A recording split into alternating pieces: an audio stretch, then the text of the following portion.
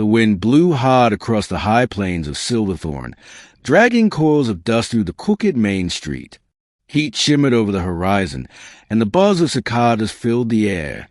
Clint Mercer, once a gunslinger and now a reformed rancher, sat atop his horse staring at the trail ahead.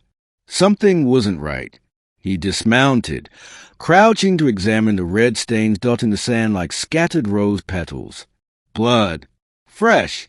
Clint followed it, his hand never far from the Colt at his hip. The trail led off the main road, through mesquite and dry brush, up toward a thicket near the edge of Red Hollow Creek. The rustle of movement froze in mid-step. He paused, cocked his head. Then he heard it, a soft whimper, almost drowned out by the wind. Clint parted the brush and spotted a hollow log, half buried in the clay. A pair of frightened eyes blinked up at him from the shadows inside. A child, no more than 6, was curled in the wood like a wounded fawn. Her dress was torn, blooded. Her lip quivered. Before he could speak, the child whispered in a voice hoarse with terror, "He'll kill me if you tell." Chapter 2, Secrets of the Hollow. Clint dropped to one knee, keeping his voice soft. "I won't tell, sweetheart. I promise. You're safe now." The girl shook her head. "He said if I ever talked to anyone, he'd bury me with Mama." Clint's jaw tightened. His past had shown him the worst kind of man. He'd thought he'd bury that world with his revolver, but some devils never stayed down.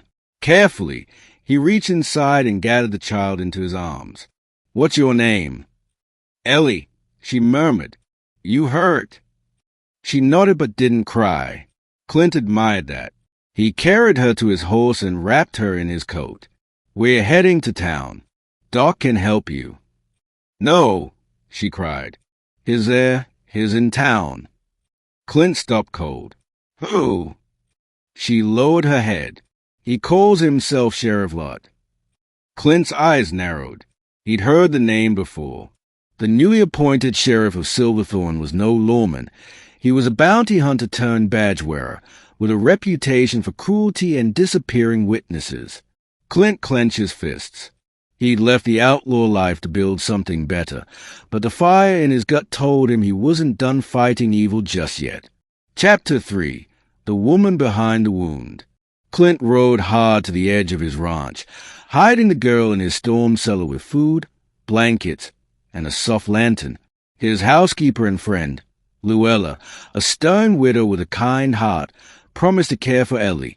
"She's a brave little thing," Luella whispered, "but I reckon she's hiding more than bruises." Clint nodded. "I need to find her kin, if any are still living, Dut."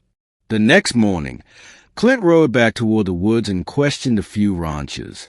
That's when he heard of a burnt-out homestead south of the Gulch, just a few days back. No survivors, at least officially, but Clint found something more. Behind the ashes and splintered beams, he spotted a trail, hoofprints leading away from the house.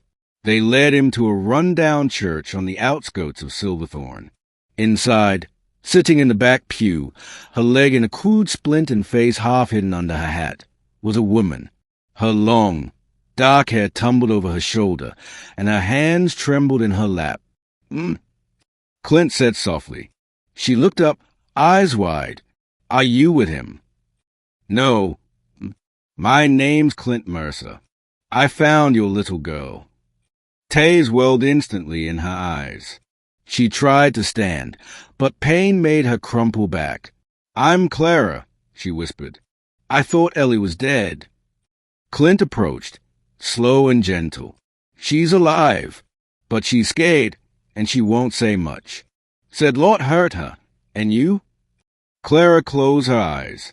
"He wasn't always a sheriff. He rode with my husband for a time, when they ran contraband across the border. When I tried to leave him, Lott came back for revenge.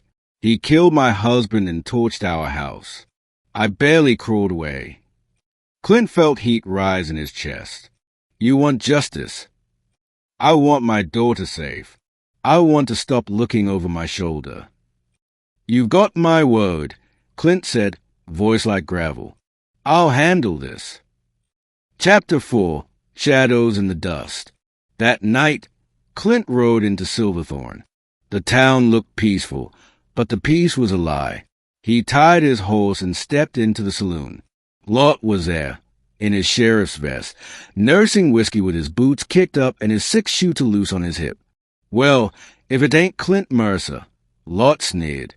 "Heard you gave up chasing bounties for chasing cows." "I gave up chasing devils," Clint replied. "But you brought him to town." Lott raised an eyebrow. "You got something to say?" Clint's hand hovered over his holster. "I know what you did to Clara and her girl. I know the fire, the beatings, the blood." Lott stood slow, cocking his head. "You talking mighty bold, Mercer. Careful, this town believes in law." Clint's voice was low. "Then maybe it's time law meant something again." By morning, word had spread. A child had been found. A woman had returned from the dead. And Sheriff Lott was being challenged. Chapter 5, Fire and Redemption. Clint sent word to the circuit judge in Fort Belden, 50 miles east. He knew the law wouldn't act unless forced. While waiting, he brought Clara and Ellie to his ranch. There, a quiet peace settled. For a moment, Clara slowly healed. She tended the horses, taught Ellie to ride, and began smiling again. One dusk, she sat with Clint on the porch, watching the sun burn down. "You've done more for us than I ever expected," she said softly. "You and that girl deserve better," Clint murmured. Clara turned to him. "So do you, Clint. You carry sorrow in your eyes." He looked away. "Done things I ain't proud of." She reached out, touching his hand. "But you're building something now. Maybe that's the kind of man who can be forgiven." They sat in silence, their hands entwined. Chapter 6, Gunsmoke at Dawn. Just before dawn, gunfire shattered the stillness. Clint sprang from his bed, grabbing his rifle. Outside, flames licked the barn. Riders galloped across his land. Lott's men. Clara ran to Ellie, shielding her behind the cellar door. Clint took cover behind the corral and fired back. One rider fell. Another screamed. But Lott himself came through the fire, gun in hand, a devil's grin on his face. "You should have stayed quiet, Mercer." "You should have stayed out of my land," Clint growled. The two men faced each other, sweat and smoke mixing with the scent of death. Then, bang! Guns cracked. Clint stumbled, clutching his side. But Lott was down, his eyes wide in shock. Behind him, Clara held a smoking rifle, hand shaking. "I told you to leave us alone," she whispered. Chapter 7, Home, at last. The judge arrived 2 days later. With Lott's crimes exposed and his men scattered, Silverthorn's law was re-established. Clint refused a badge when offered. He'd had enough of blood. Instead, he turned back to the ranch. Clara and Ellie stayed, not as guests, but as family. The wedding was small, just Luella, a preacher, and a few friends. Clint never thought he'd love again. But when Clara took his hand, and Ellie called him Pa, he felt the years of violence and loss fall away like old dust in the wind. Epilogue. Clara planted wildflowers along the fence. Ellie chased butterflies through the pasture. And Clint, once a lonely cowboy with too many scars, finally found the one place he belonged. A home not built with timber or stone, but with second chances, fierce love, and the courage to start again.